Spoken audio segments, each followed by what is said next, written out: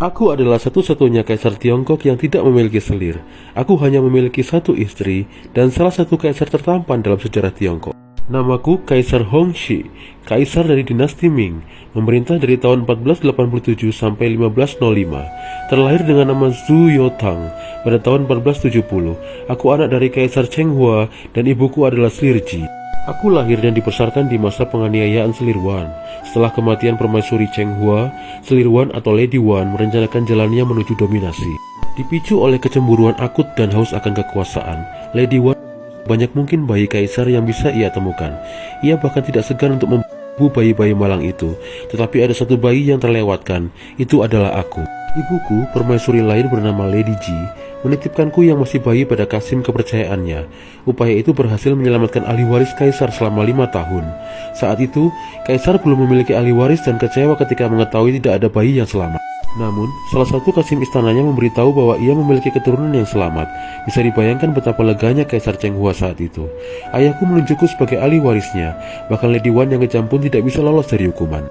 Namun, Lady Wan berhasil membunuhku sebagai balas dendam.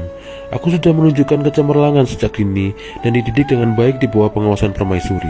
Aku menguasai ajaran-ajaran Konfusius dan hasil belajarku sangat memuaskan. Aku tumbuh menjadi laki-laki yang tampan. Meskipun begitu, ayahku tidak memberikan contoh yang baik bagiku sebagai seorang calon kaisar.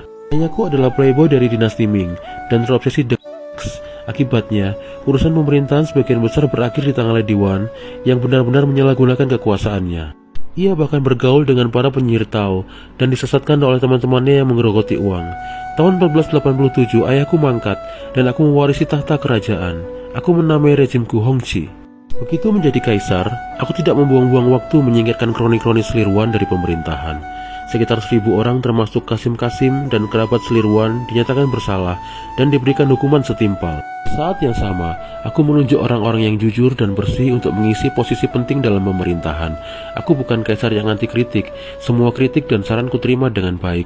Dengan demikian, pemerintah lebih transparan dan makin banyak orang-orang berbakat bekerja padaku. Aku sangat ingin memberantas korupsi yang merajalela dan mempromosikan moralitas Konfusianisme. Aku adalah kaisar masa pertengahan Ming yang bijaksana, cinta damai, dan bekerja keras. Selama masa pemerintahanku, Tiongkok stabil dan makmur, sehingga masa ini disebut sebagai abad perak Hongxi. Rakyat pun hidup damai dan sejahtera.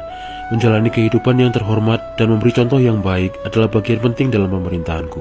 Tidak seperti para pendahuluku yang mempunyai banyak selir dan melahirkan banyak anak, aku hanya mempunyai seorang permaisuri seumur hidupku, yaitu permaisuri Zhang.